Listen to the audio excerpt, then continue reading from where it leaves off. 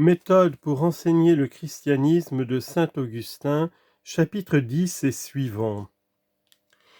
Tu attends peut-être ici un discours qui puisse te servir de modèle et où j'applique les règles que je viens de te retracer. Avant de te satisfaire dans la mesure des forces que Dieu me donnera, je dois t'enseigner selon ma promesse l'art difficile de charmer. Je m'étais engagé à formuler les règles nécessaires pour instruire le catéchumène qui vient solliciter le titre de chrétien. J'ai rempli, je crois, mon engagement. Tu ne dois pas exiger de moi comme une dette que je joigne dans ce traité l'exemple à la théorie. Si je le fais, ce sera un surcroît. Mais puis-je donner le surcroît avant d'avoir payé ma dette intégralement ? Tu t'es plaint à moi d'un défaut d'élévation et de chaleur qui à t'entendre gâtait toutes tes instructions au catéchumène. Je suis convaincu que ce défaut ne tient ni au manque d'idées sur des sujets dont tu possèdes à fond toutes les ressources, ni à la disette d'expression. Il vient d'un secret ennui provoqué par différentes causes. D'abord, nous trouvons plus de charme et de beauté dans les muettes conceptions de notre esprit, et comme je l'ai déjà remarqué, nous avons de la répugnance à faire passer notre idéal dans des sons qui ne le peignent qu'imparfaitement. Puis, lors même que nos expressions ne nous déplairaient pas, nous aimons mieux écouter ou lire les discours qui sont plus beaux que les nôtres et ne nous coûtent ni effort ni inquiétude que d'improviser en appropriant notre langage au goût d'autrui, sans savoir si nous réussirons à voir les paroles couler à souhait ou produire sur les esprits une heureuse impression. D'ailleurs, comme les notions qu'il faut inculquer aux esprits novices nous sont très familières et ne peuvent guère contribuer à notre avancement, nous nous voyons avec peine obligés d'y revenir sans cesse. Notre esprit fier de ses petites forces ne trouve plus le charme à s'arrêter sur des vérités élémentaires qui semblent réservées à l'enfance. L'orateur est encore refroidi par l'air glacé d'un auditeur qui reste immobile, soit parce qu'il ne ressent aucune émotion, soit parce qu'il ne laisse pas voir dans son attitude que l'orateur l'éclaire ou le touche. Sans être passionné pour la gloire humaine, nous songeons que la parole dont nous sommes les ministres est celle de Dieu.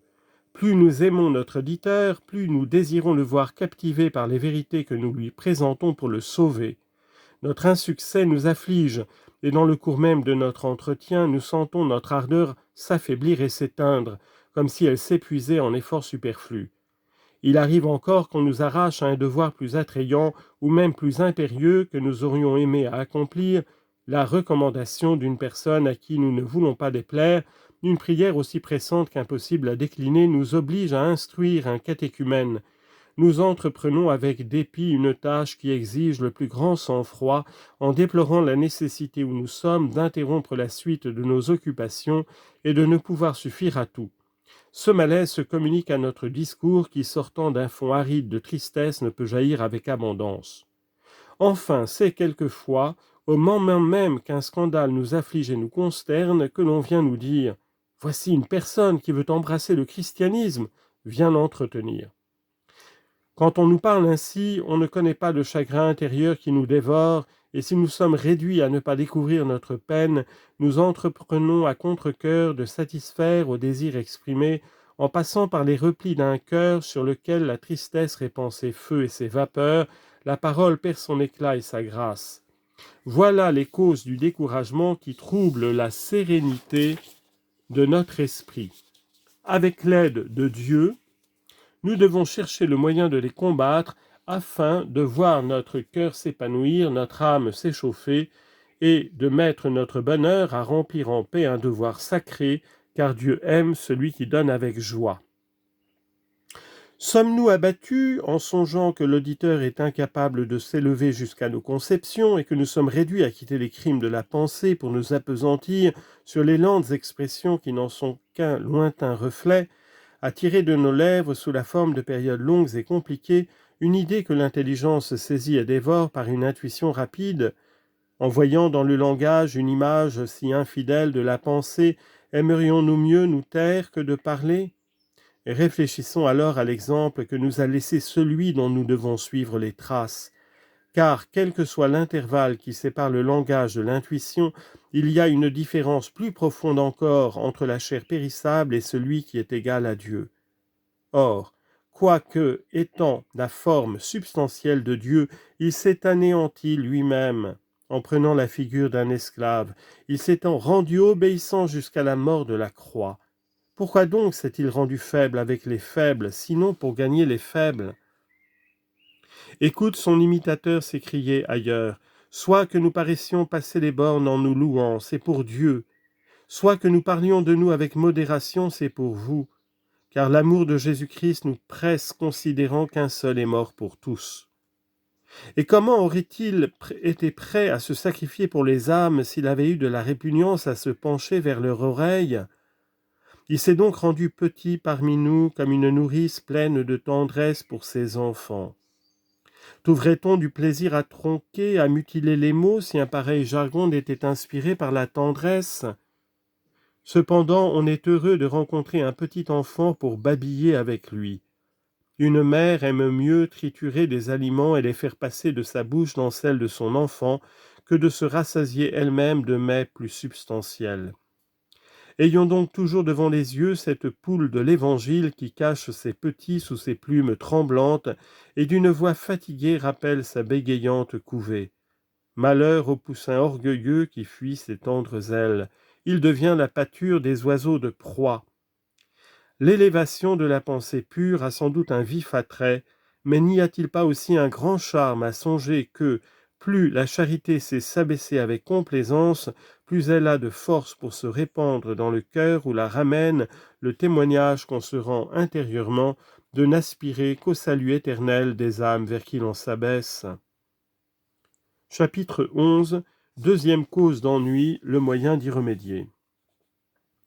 Aimerions-nous mieux lire ou entendre des discours travaillés avec soin, plus éloquents que les nôtres, et par suite, ne pouvons-nous, sans une certaine répugnance, courir les hasards de l'improvisation ?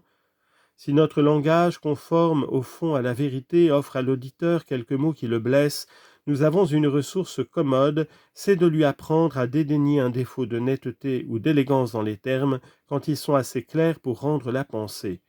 Si au contraire la faiblesse humaine nous égare loin de la vérité, quoiqu'on ne soit guère exposé à ce péril sur le sentier battu qu'il faut suivre pour instruire les catéchumènes, ne manquons pas de prévenir l'impression fâcheuse que pourrait en concevoir l'auditeur. N'attribuons notre méprise qu'à la volonté de Dieu qui nous a mis à l'épreuve pour voir si nous saurions reconnaître notre erreur avec calme et pour nous empêcher d'être entraînés dans une erreur plus dangereuse en faisant notre apologie. Si notre méprise n'a point été relevée, si elle a échappé à l'auditeur et à nous-mêmes, il faut être insensible à condition de l'éviter à l'avenir. Il arrive assez souvent que dans notre souvenir se reporte sur nos discours, nous y découvrons quelque erreur, sans pouvoir nous dire quelle impression elle a faite sur les esprits.